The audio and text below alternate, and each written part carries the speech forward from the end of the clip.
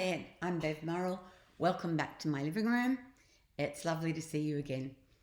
I was going to start a series on my book, Speak Life and Shut the Hell Up, and we're going to talk about it chapter by chapter. But I had so many people say to me how much they appreciated my commentaries on what's happening in the world today.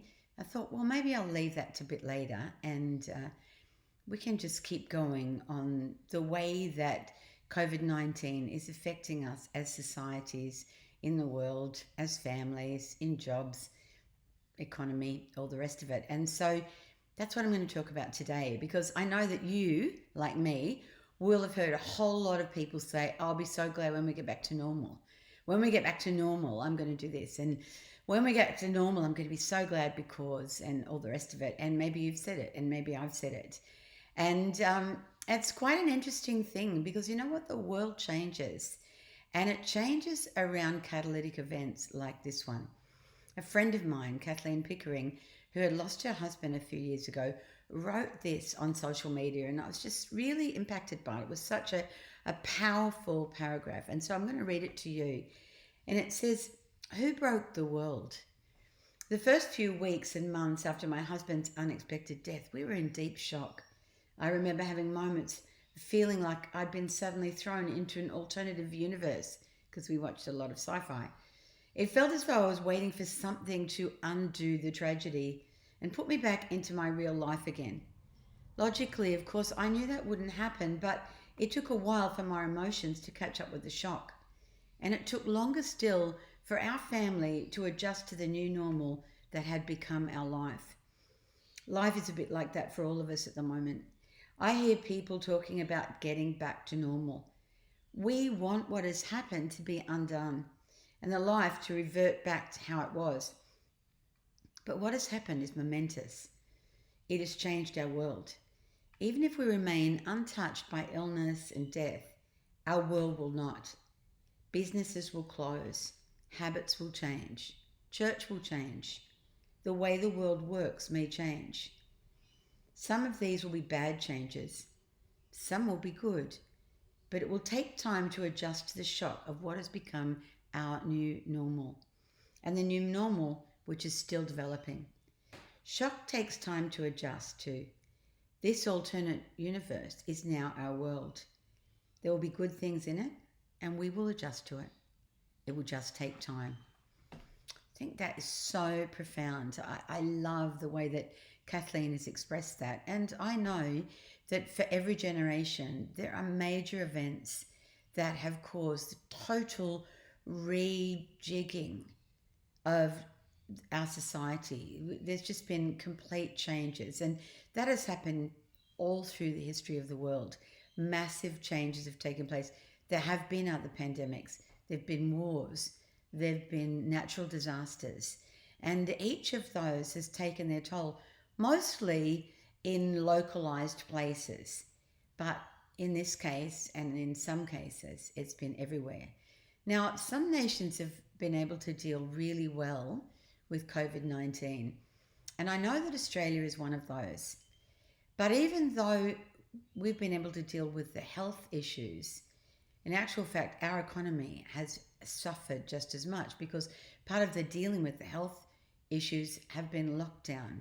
And that means people's businesses have suffered. Some people have gone out of business.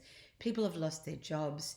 There are people, hundreds of thousands, millions and millions and millions of people out of work around the world. It's made a massive difference. I have seen video clips of people rioting against being in lockdown, particularly in the USA. People rioting against lockdown and feeling like, no, we need to get back to work. We need our economy to get back to work. And I know that those things are really serious. They're even more serious in places like India and Africa, where people live from day to day, where they earn enough money today to be able to pay for their children and themselves to eat today. And so that means that when lockdown came and they couldn't work anymore, guess what? They couldn't eat anymore either.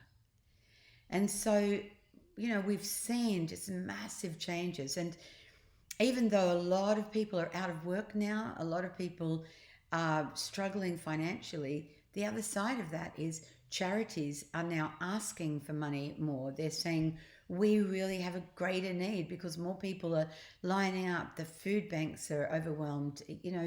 The charities for developing countries are just being completely swamped with the demands that they have. And it's a really, really difficult season for the world.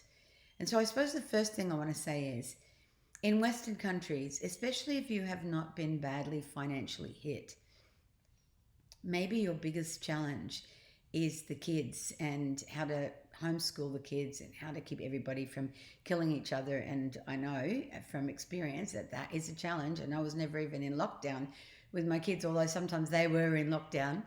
But, that's a challenge. I don't underrate that at all. And there's pressure there. And there's pressure also on our business, and there's pressures from working at home and all that kind of thing. But many of us, especially in the developed world, do not have the issues of wondering whether we're going to be able to feed our children. Because in one way or another, even if we can't pay for it, the government has found ways to help to provide for us. And so that's really massive. And so I think one of the first things that we can do is be thankful. Like, think about the things that, if I have anything that I want to complain about, the first thing I think about is the fact that I have running water. I can wash my hands as often as I want to do. You know what? 2/3 of the world doesn't. I think to myself, I got a beautiful bed to sleep in. It's comfortable. I'm warm. All I have to do is get myself an extra blanket if I'm not. You know what? 2/3 of the world don't have that either. And, for some of us, maybe we're working from home, but others of us, all we're trying to work out is what to watch next on Netflix. And, we're in a pretty good position. We're in a pretty good position. So I want us to consider the people that are in the refugee camps, for example, who cannot wash their hands. People in India and Pakistan and Africa and Indonesia and Cambodia and all kinds of places, the Central Asian nations that do not have the luxury of being able to wash their hands whenever they want to, or eat 3 meals a day. So I think really the first thing that's going to help us not be thinking, how can I get back to normal, is to make a point of being thankful for what we do have. As soon as you feel complaint rising in your heart and, why does it have to be like this? And I'm so sick of this and I'm going to go out and demonstrate or whatever we want to do. As soon as you start to think like that, think, what have I got? Actually, I've got hot and cold running water. I can take a shower anytime I want to. I've got people, friends who are in far worse a position. So find the things that you can thank God for, or thank the universe for, or if whoever, whatever you believe in, find a way to be thankful, because it's within the thankfulness that we find breakthrough and that we find freedom. So maybe make a list of 3 things every morning that you can be thankful for, and 3 things every night that you can be grateful about. And for me, I thank God for those things. I'm like, God, thanks that you just keep providing for me. But even if you can't thank God, even if God isn't a big deal in your life, you can still be thankful to the person that you live with, or thankful for your friends or for your next door neighbours that do kind things and helpful things. Thankful just that you're taking another breath and another breath. And those things I think are really vital. The other thing that's really important is there will be a new normal for whatever you do, whether you go to work, whether you love your church, whether you love the way that you spend time with your family, or you love your job, or whatever it is, you love your hobbies, there's going to be a new normal. This is not going to be, we're not going to go back to what used to be. It's just not going to happen. We've got a new thing happening. We've got a new normal.